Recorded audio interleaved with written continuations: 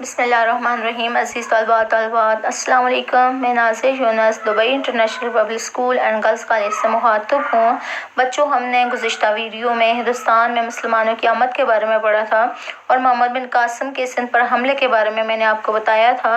اب بچوں میں آپ کو بتاؤں کہ ہندوستان میں مسلمانوں کی 800 سالہ حکومت اور سلطان محمود غزنوی سے بادشاہ ظفر تک 17 مسلمان بادشاہوں کی تاریخ۔ سال 998 عیسوی سے لے کر سال 1857 تک کی مکمل کہانی اور احوال میں آپ کو بتاؤں گی۔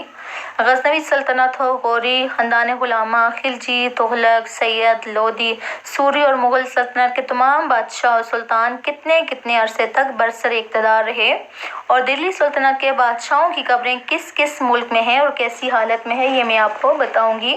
تو بچوں، ہندوستان میں مسلمان ریاست کی بنیاد اسی وقت پڑ گئی تھی جب محمد بن قاسم نے اپنے جانثار ساتھیوں کے ہمراہ وادی سندھ میں اپنا پہلا قدم رکھا تھا۔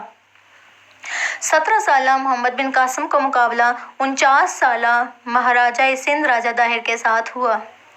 مسلمان فوج نے سندھ کو فتح کر لیا تھا اور راجہ داہر 712 میں دریائے سندھ کے کنارے مارا گیا۔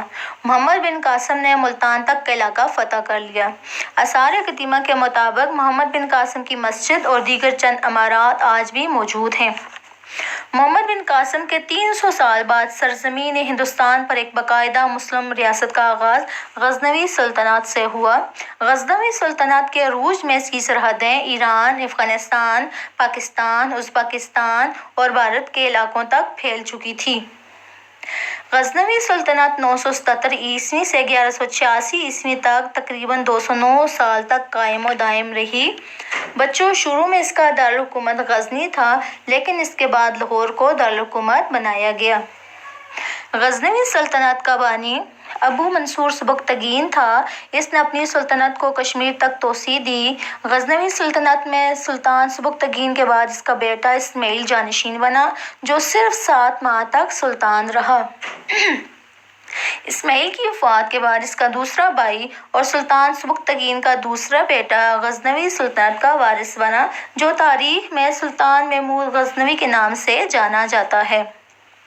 سلطان محمود غزنوی 998 سے 1030 تک بادشاہ رہا۔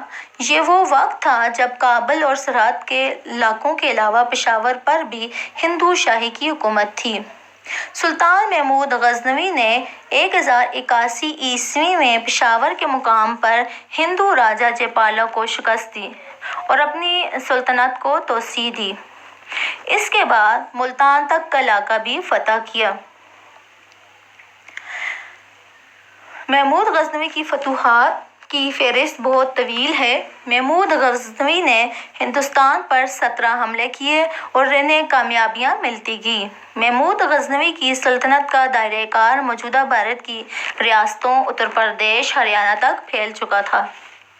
محمود غزنوی کی بڑی کامیابیوں میں سے ایک سومنات کا علاقہ بھی فتح کرنا تھا۔ سومنات کا مندر آج بھی بھارتی ریاست گجرات میں واقع ہے۔ محمود غزنوی کی وفات 1030 میں ہوئی اور ان کا مقبرہ غزنی، افغانستان میں موجود ہے۔ سلطان محمود غزنوی کی وفات کے بعد ان کے بیٹے، پوتے اور ان کی اولادیں غزنوی سلطنت کی جانشین بنتی رہی۔ غزنوی سلطنت کے آخری سلطان کا نام تاج الدولہ خسرو ملک تھا، جو 1160 سے 1186 تک سلطان رہا۔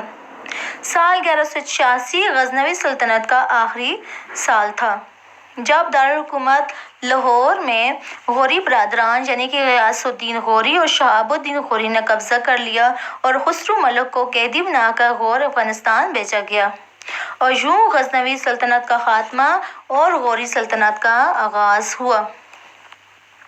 ویسے تو غوری سلطنت کا آغاز 879 عیسوی میں ہو گیا تھا، لیکن اس کی توسیع غیاث الدین محمد غوری نے 1186 میں کی اور پھر یہ سلطنت 1512 عیسوی تک قائم رہی۔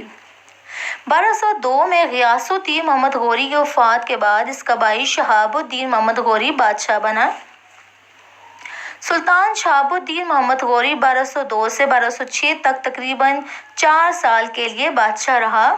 شہاب الدین محمد غوری کی سلطنت کا دائرہ کار افغانستان، تاجکستان، پاکستان، ترکمانستان، ایران اور شمالی بھارت کے علاوہ بنگلہ دیش تک پھیلا ہوا تھا۔ بچوں، صوبہ پنجاب کی تحصیل سہاوا ضلع جہلم میں نماز کی ادائیگی کے دوران شہاب الدین محمد غوری نے جام شہادت نوش کیا۔ ان کے قاتل کون تھے اس کا کچھ پتہ نہ چل سکا۔ بعض تاریخ دانوں کے مطابق ہندو راجا پرتھوی راج چوہان کو سلطان شہاب الدین محمد غوری کا قاتل سمجھا جاتا ہے، لیکن کچھ تاریخ دانوں کے مطابق پرتھوی راج چوہان پہلے ہی قتل ہو چکا تھا۔ سلطان شہاب الدین کا مقبرہ تحصیل سہاوا ضلع جہلم پاکستان میں موجود ہے۔ پاکستان کا غوری میزائل بھی سلطان شہاب الدین محمد غوری سے منسوب ہے۔ 1206 میں سلطان شہاب الدین محمد غوری کی وفات کے بعد غوری سلطنت کمزور ہوگی اور افغانستان کے چند علاقوں تک محدود ہو کر رہ گئی اور بالآخر 1205 میں غوری سلطنت کا مکمل خاتمہ ہو گیا۔ سال 1206 میں شہاب الدین محمد غوری کے بعد قطب الدین ایبک نے مملوک سلطنت کی بنیاد رکھی۔ مملوک سلطنت کو غلام سلطنت بھی کہا جاتا ہے۔ 1206 سے 1290 تک تقریباً 84 سال تک سلطنت رہی۔ اس کا نقشہ آپ کو نظر آ رہا ہے۔ قطب الدین ایبک نے پہلی بار دہلی کو دارالحکومت بنایا اور یوں دہلی سلطنت کا قیام عمل میں لایا گیا۔ قطب الدین ایبک دہلی سلطنت کے پہلے سلطان بنے۔ قطب الدین ایبک ایک غلام تھے جو اپنی ذہانت کے بل بوتے پر غوری بادشاہوں کے قریبی ساتھی اور کمانڈر رہے۔ 1206 سے 1210 تک بادشاہ رہے۔ قطب الدین ایبک کی شاندار تعمیرات آج بھی قابل دید ہیں۔ دہلی کا قطب مینار اور قوت اسلام مسجد ان کی شاندار تعمیرات کردہ عمارتیں ہیں۔ اس کے علاوہ اجمیر میں واقع 2.5 دن کا جو جھونپڑا بھی قطب الدین ایبک کی یاد دلاتا ہے۔ قطب الدین ایبک اپنے دشمن میواڑ کے راجا کا سر کاٹ کر اس سے پولو کھیلنا چاہتا تھا۔ قطب الدین ایبک جس گھوڑے پر سوار تھا وہ گھوڑا میواڑ کے راجا کا تھا۔ گھوڑا اپنے مالک کا کٹا ہوا سر دیکھ کر بدک گیا اور اس نے قطب الدین ایبک کو نیچے گرا دیا، جس سے قطب الدین ایبک کی موت واقع ہوگی۔ قطب الدین ایبک کا مقبرہ انارکلی بازار لاہور میں واقع ہے۔ قطب الدین کی وفات کے بعد اس کا بیٹا آرام شاہ 1210 سے 1211 تک دہلی سلطنت کا بادشاہ رہا، لیکن شمس الدین التمش کی مخالفت کا سامنا کرنا پڑا۔ شمس الدین التمش جو قطب الدین کا غلام اور گورنر تھا، اس نے دہلی سلطنت پر قبضہ کر لیا اور آرام شاہ مارا گیا۔ بعض کتابوں میں یہ آتا ہے کہ آرام شاہ نااہل تھا اور اس کی نااہلی کی وجہ سے ہی التمش کو سلطنت کا بادشاہ بنایا گیا۔ 1211 سے 1236 تک یہ دہلی سلطنت کا بادشاہ رہا اور 1236 میں اس کی وفات ہوئی اور وہ قطب مینار دہلی میں مدفون ہے۔ التمش کے بعد اس کا بیٹا رکن الدین فیروز 6 ماہ تک ہی دہلی سلطنت کا بادشاہ رہا۔ اس کے قتل کے بعد شمس الدین التمش کی بیٹی رضیہ دہلی سلطنت کی حکمران بنی، جو تاریخ میں رضیہ سلطانہ کے نام سے جانی جاتی ہیں۔ ایرانی تاریخ دان فرشتہ کی کتاب تاریخ فرشتہ کے مطابق رضیہ سلطانہ اپنے بھائی کی فوج کے ہاتھوں قتل ہوئی۔ رضیہ سلطانہ نے 1236 سے 1240 تک حکومت کی۔ رضیہ سلطانہ کی قبر بلبلی خانہ دہلی میں موجود ہے۔ رضیہ سلطانہ کے قتل کے بعد اس کا بھائی معز الدین بہرام 1240 سے 1242 اور پھر رضیہ سلطانہ کا بھتیجا یعنی کہ رکن الدین فیروز کا بیٹا علاء الدین مسعود 1242 سے 1246 تک دہلی کا بادشاہ رہا۔ اس کے بعد التمش کے سب سے بڑے بیٹے نصیر الدین کا بیٹا ناصر الدین محمود 1246 سے 1266 تک 20 سالوں تک دہلی سلطنت کا بادشاہ رہا۔ وہ انتہائی نیک سیرت، رحم دل، درویش صفت بادشاہ تھا۔ ناصر الدین کا مقبرہ سلطان گڑھی دہلی بھارت میں موجود ہے۔ ناصر الدین محمود کے بعد اس کا وزیر اور سسر غیاث الدین بلبن دہلی سلطنت کا بادشاہ بنا۔